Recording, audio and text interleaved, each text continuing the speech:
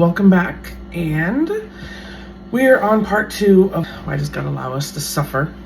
In part 1, we talked about Corrie ten Boom, the suffering that her and her sister went through being in a concentration camp in the Holocaust because their father had hidden Jews and probably saved about 800 Jews from the same fate as they ended up being put through. Even though they were doing the right thing, they were still caught and had to go through this.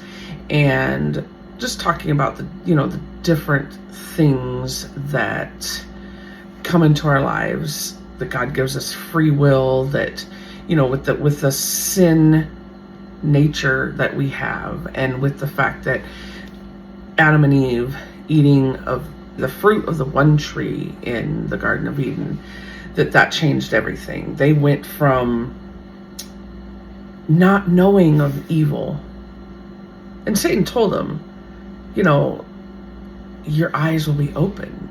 You will know what God knows. And God was protecting them from evil. But yet, he'd given them free will. So they were free to choose to go ahead and eat that fruit. He didn't not have it there. It was there as a, this is a choice. You get to make this choice. But then they went ahead and chose to eat that fruit, and their eyes were opened, and all of a sudden evil was realized and everything changed for them. Child labor for Eve and for women then from the rest of the generations is painful. Growing crops much harder. It was just existing was harder. Everything that used to be kind and gentle to them, from living off the land with pretty much very minimum effort to struggling and having to, deal with the beasts and the animals that were now no longer human friendly, and the thorns and the weeds and just all the different things that came from making that choice. And then we get into even the genetics, the hereditary things that then began to get passed down. And I also had tried to make it very clear that this was not me saying, hey, it's the parents' fault for the grandson of this person, this friend of mine that I had talked about.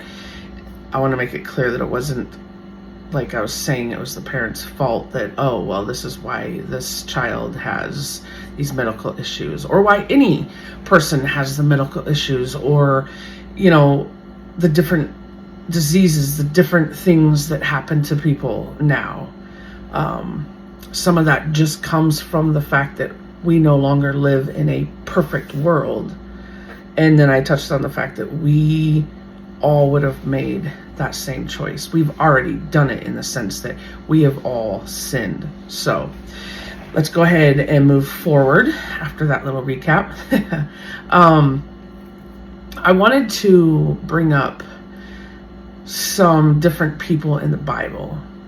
We have Naomi. Naomi, if you look at the book of Ruth in the Bible, Naomi lived with her husband. I don't know that they were rich, but he took care of her. Life was good. And then her husband died, and she ended up moving to a whole different town. And she was like, don't call me Naomi, call me Mara, which means bitterness, because her life had just gone from having what she needed, being with her husband and all of this, to feeling like everything was taken away. And yet God worked through that. She had a daughter-in-law who was like, I'm not leaving you, because she pretty much pushed everyone away. It was like, go, leave me alone. I'm bitter and I don't want to bring all of you down with me, so just go. And her daughter-in-law Ruth was like, no, I'm not leaving you. Her daughter-in-law had also lost her husband, which was one of Naomi's sons, who had died. So now they're living in this whole other place, and in order to survive, they have to go pick up the wheat from where the workers and of the owners of the fields have already, cut it down and picked it up and done whatever processing they do with it. I'm not a wheat farmer, so I don't know. But anyway, back in that day, the Israelites were told, hey, leave the stuff that falls on the ground for those who are poor and who need it to survive. And so people like Ruth would go out and they would go pick that up and they would survive off of that. So it was a very humbling experience. And Ruth stuck next to her mother-in-law and helped her out. Well, in one of the fields, she ends up being noticed by the owner of the field, whose name is Boaz, and he ends up telling the workers, hey, leave extra and do not chase her away. Let her come and collect and make sure she gets plenty. They end up actually meeting up and getting married, and it's like Ruth and Naomi go from this humbled existence, what we would call paycheck to paycheck, if even that, to Ruth marrying Boaz. And then their existence changes, but also they are then put into the line of Christ, so that through Ruth and Boaz's line, through there is the line that Jesus is born into. So there's that story. There's also the story of, there's Job, and it's a tough story in the sense that Satan goes with all these other, it's almost like there's a meeting time in heaven, is what it seems like in the Bible. Okay, meeting time, and these different angels and beings come and talk to God and whatever they do up there. I'm not going to claim that I know all of that. But God goes, have you considered my servant Job? Look at him. He is like the epitome of someone who is faithful to me and does my will and stuff. And Satan goes, well, yeah, but look, you give him all this stuff. He's rich. He has all these sons and daughters. And, of course he's going to live for you and give you credit. His life is wonderful. So God tells him, okay, go ahead and you can't hurt him, but go ahead. It's almost like do almost your worst. And so Job loses his family. Like this huge wind comes and knocks down the house, and a bunch of his family are killed in the house. He loses his crops. He loses like everything, to where he ends up with nothing. But he still praises God, and he still does not speak against God. And so the next heaven meeting or whatever they have up there, Satan goes to talk to God again, which, yeah, that whole thing is interesting to me. But God says, hey, did you see that Job still, even after what I've let you do to him, he still is praising me, and he still is not cursing my name and stuff. And Satan's kind of like, well, yeah, but he's not in pain. I mean, of course, emotional pain and such like that, but he's not in pain. Let me inflict him with sickness and stuff. And God's like, okay, but you can't kill him. So Satan goes, and it says that Job gets these boils that are super, super painful, and that he is so miserable that he just wants to die. He like sits in sackcloth, which is, I guess, back in those times would be like wearing like a burlap bag or something anyway, and ashes, and just is miserable. He's lost everything. Now he's got these, I guess, I'm sorry, but these pus festering horrible boils. And then his friends come and they say, what have you done to upset the Lord so much? And anyway, through all of it, Job never curses God. He does say, God, why have you done this? And he kind of questions God, and God comes right back. And first he kind of jumps all over his friends and pretty much says, you have no business saying that Job was guilty of anything. You don't know.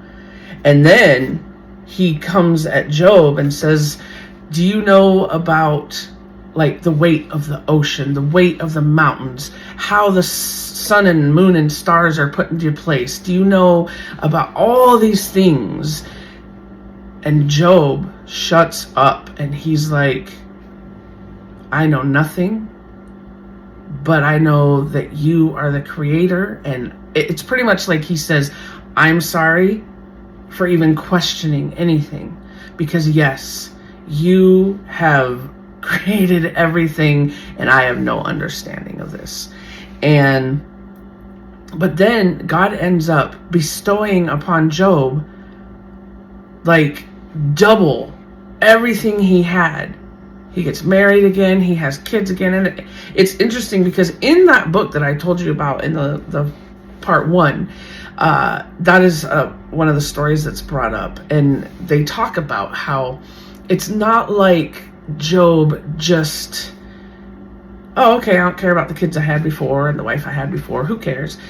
I'm sure, and they talk about how he's, grieved those, and the fact that he went ahead and took another wife and had more children and stuff kind of portrays the trust that Job had in God. It was like, okay, because many times we as humans, we harden ourselves to pain. We don't like pain. And so Job could have easily been like, I'm not getting involved with anyone. I'm not having kids again. It's too painful. I'll just enjoy my wealth. And, but he went ahead and God gave him double of everything. And that story is an interesting story. But it just shows that sometimes there's things that we don't understand about what God is doing, but there's a reason behind it. And it might seem like God's playing this game with Job. Oh yeah, go ahead, do all this stuff to him. But I'm sure that Job has a very, very good understanding of everything now that he is up in heaven, and there's another story of when I think about Joseph. Joseph was the younger brother. He had one brother that was the youngest, but otherwise I believe he had 11 other brothers. Anyway, they were super jealous because their father loved Joseph. In fact, he had a coat of many colors made for him, and these brothers would get so jealous because his father would show more affection and would give more to Joseph. And just even that coat of many colors seems like it's the last straw with these brothers. And so Joseph comes to give them a message or bring them food or something, and they're by this well, and they're like, let's throw him in the well and we'll just tell our father that he died, that he, something attacked him or something. So they grab Joseph, they take his coat of many colors, they kill like a sheep or something. They put blood on the coat. Well, as they're doing this, here comes a caravan that's headed to Egypt, and they're like, let's sell him. If we sell him as a slave, he'll be gone forever, and we can still tell our father this, but then we don't have to actually kill him and have his blood on our hands. So they do that. They sell him to this caravan as a slave. So here's Joseph, and he's now nothing. He's a slave to the Egyptians. But what he does is he ends up turning to God and is like, I don't know why I'm here, why this happened to me, but I'm going to serve you. And he becomes a servant of one of the Pharaoh's top. He is the head of all the armies and things. So he's got a pretty high ranking up there in power. And he puts Joseph, he places him as head of his household. So that when he's gone, Joseph is running everything. So Joseph has moved up. Potiphar's wife decides that Joseph is someone that she wants to sleep with. So she ends up trying to get him to sleep with her, and he's like, no, I'm not doing that. That would, he's just, no, that's go goes against what I believe in, and I'm not going to do that. Well, she sets him up and makes it look like Joseph tries to rape her, and he gets thrown into prison and pretty much forgotten about, and probably is going to die and rot in that prison. And so he's praying, and he's like, God, I did what was right, and yet here I am in this prison. And so Joseph is pretty much languishing away when the Pharaoh has these dreams, and the wise men can't interpret these dreams. This is something that they did back in that day. And so when Joseph was in prison, there was a baker and a butler, I believe it was, two guys that were in prison with Joseph because of something they had done. But they have dreams, and they're like, man, I wish I knew someone that could interpret this. And so they tell Joseph their dreams. And one of them is, Joseph tells them, hey, you're going to do this and that, and it's going to end up really well for you, and you're going to be released from prison and have your position back and everything. And the other guy says, I'm sorry, but you're going to end up being killed. They're going to kill you because of this or that you've done. And both those things come true. So when the Pharaoh has a dream, the one guy who didn't get killed, obviously, hears that Pharaoh's looking for someone to interpret his dreams. So he's like, when I was in the prison there, this guy interpreted my dream and another guy's dreams, and they came true. And so Joseph is called forward to the Pharaoh, and Pharaoh tells him what his dreams are, and Joseph interprets them, and he's pretty much tells the Pharaoh, hey, you're going to have 7 years of plenty, and it's going to seem like everything's going great. The land will be full of, the growing of crops will be amazing. You're going to have tons of cattle, all this richness. But then after that, you're going to have 7 years of famine, like just horrible famine. People will die, all of this stuff. And so Pharaoh's like, okay. He puts Joseph in charge, like second in command under him, and says, I want you to fix this. So for those 7 years of plenty, Joseph saves and has these big places built so that they can store for the 7 years of famine. So when those 7 years of famine hit, Egypt's doing fine, but the outlying places, like where Joseph's brothers live, they're dealing with this famine also. So they go to Egypt, as many other outlying countries and stuff do, and they are buying grain and other things from Egypt because Egypt has saved for this time of famine. So Joseph's brothers end up going to Egypt to get grain and supplies. Well, they don't recognize Joseph, but Joseph recognizes them. And he puts them through these different tests. And I would go into every detail of it, but actually you might want to read. It's a good story to get into if you read it in the Bible. But he puts them through these different tests to see if they've changed or if they're the same people that would pretty much throw them in a well or sell them again. To sum it all up, they end up bringing Joseph's father to him, and Joseph ends up meeting them, but they find out this is Joseph. And so the family has this reunion.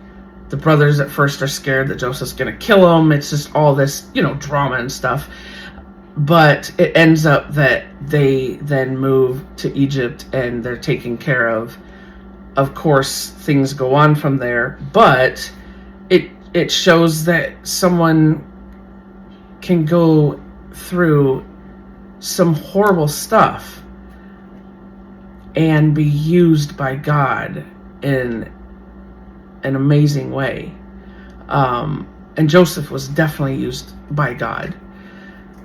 So all of that to say that we don't know what it is that God is doing all the time.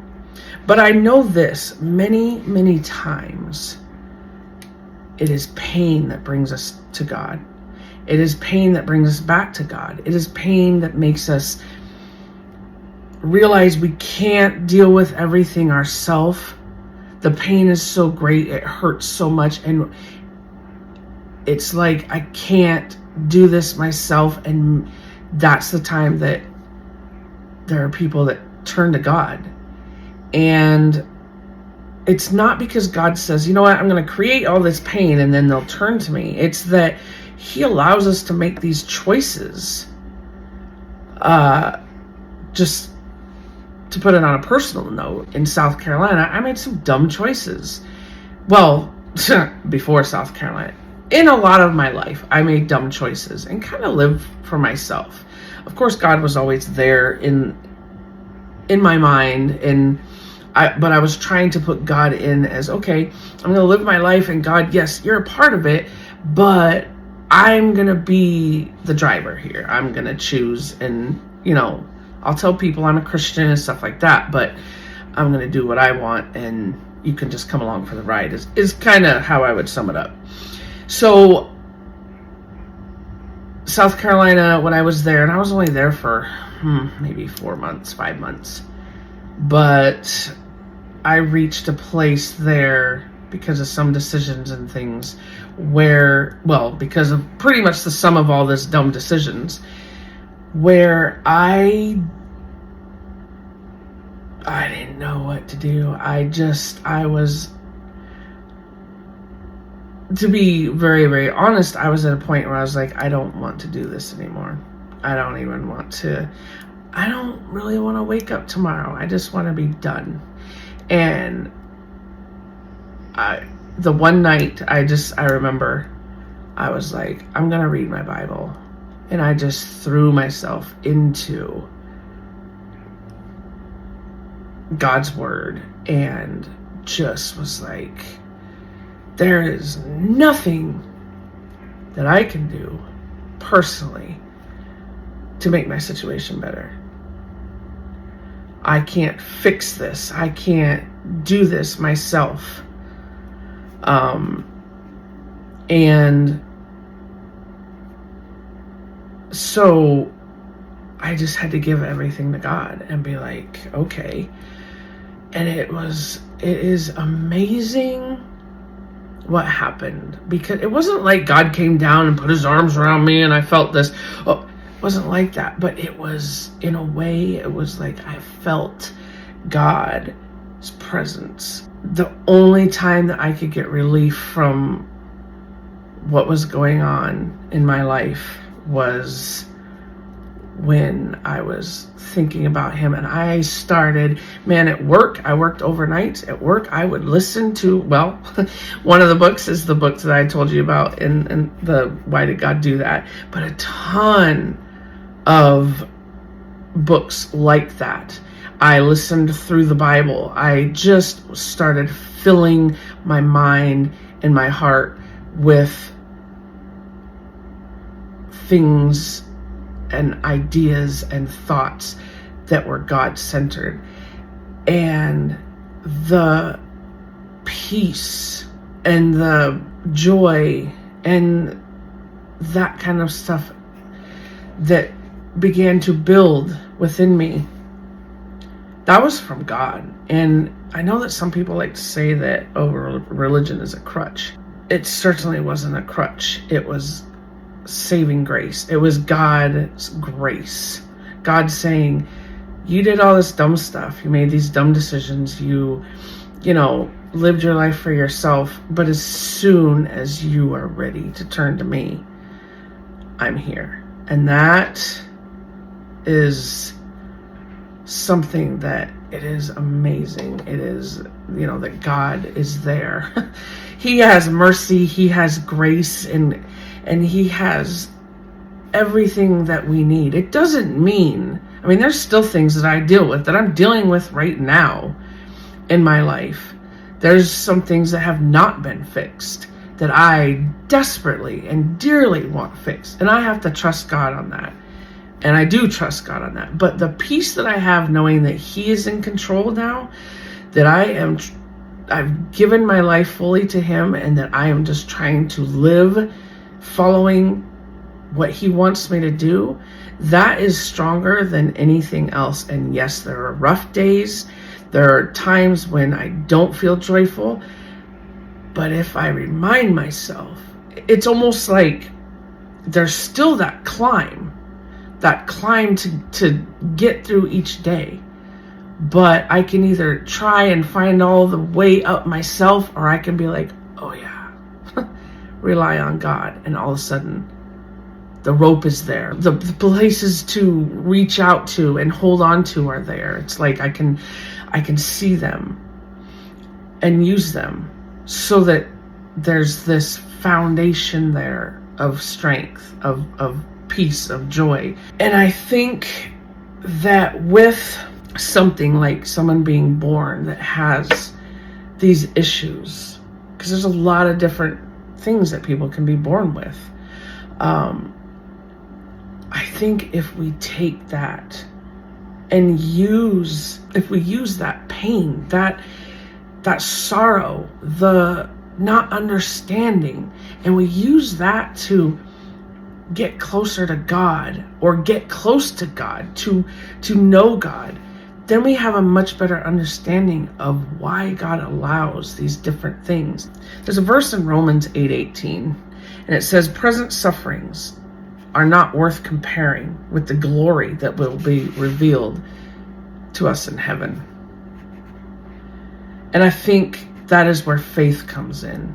We don't understand everything. We don't know why all these things happen. We don't know why there's genocide, why there's rape, why there's these horrible things that happen, why there's these diseases. We don't understand all of that. We can understand some of it, but there's faith.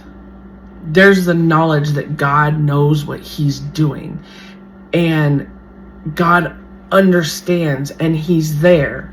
And I think that if we allow the circumstances, like Joseph did, like Job, like Ruth, if we allow these things to make us stronger and to bring us closer to God, then we will have that much more understanding for sure than we will if we try to deal with this all on our own without God.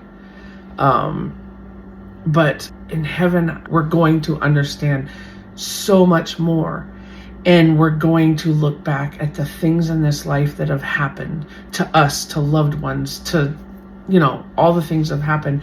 And we're going to be like, wow, really, that blink of time, that little blink of time while we were on earth really is nothing, while now we're living in this eternity surrounded by God's love, surrounded by loved ones, with a love that is unconditional, that we can't even imagine, with just all the things that are going to be in heaven. And that's another topic we'll get into later.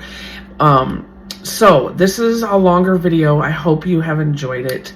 I will have a part 3, because as I said, this is a deep subject, but I hope this helps. I hope this gives you a little bit of understanding. And like I said, we'll have a part 3, and I'll get into a little bit more, but also I want to talk about God's grace and God's love, and just some of that stuff. What my hope is through all of this is that it brings you closer to God, or close to God. Maybe you're not a Christian. Maybe you haven't accepted him into your heart. Maybe you're just, on the fence, or maybe you don't even know about any of this and you're like, wow, what is this? My hope is that this will bring you to God, bring you closer to God, want you to build a relationship with God, because it will help with every aspect of life, every aspect. So anyway, I appreciate you very much taking the time out and watching this and listening.